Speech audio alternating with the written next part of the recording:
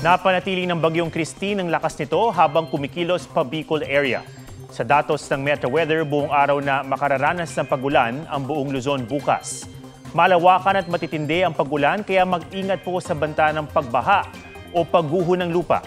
Sa 11 p.m. bulletin naman ng Pag-asa, huling namataan ang sentro ng bagyong Christine, 345 kilometers east-northeast ng Daes, Camarines Norte.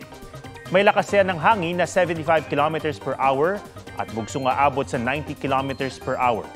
Nakataas ang signal number 2 sa southern portion of mainland Cagayan, Isabela, northern portion of Quirino, northeastern portion of Aurora, Catanduanes at eastern portions ng Camarines Norte, Camarines Sur, Albay at Sorsogon. Signal number 2 din sa northeastern portions ng Northern Samar at ng Eastern Samar.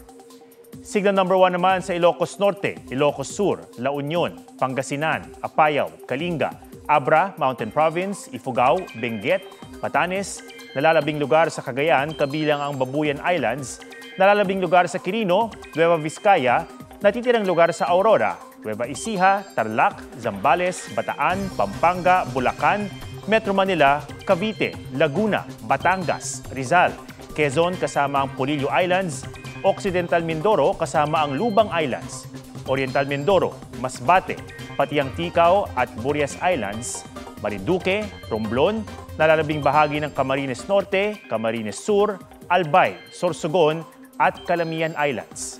Aklan, Capiz, northern portion of Antique, kabilang ang Caluya Islands, northern portion of Iloilo, nalalabing bahagi ng Eastern Samar, Northern Samar, Samar, Leyte, Biliran at Southern Leyte. Dinagat Island sa Mindanao at Surigao del Norte including Surigao Bukas Grande Group.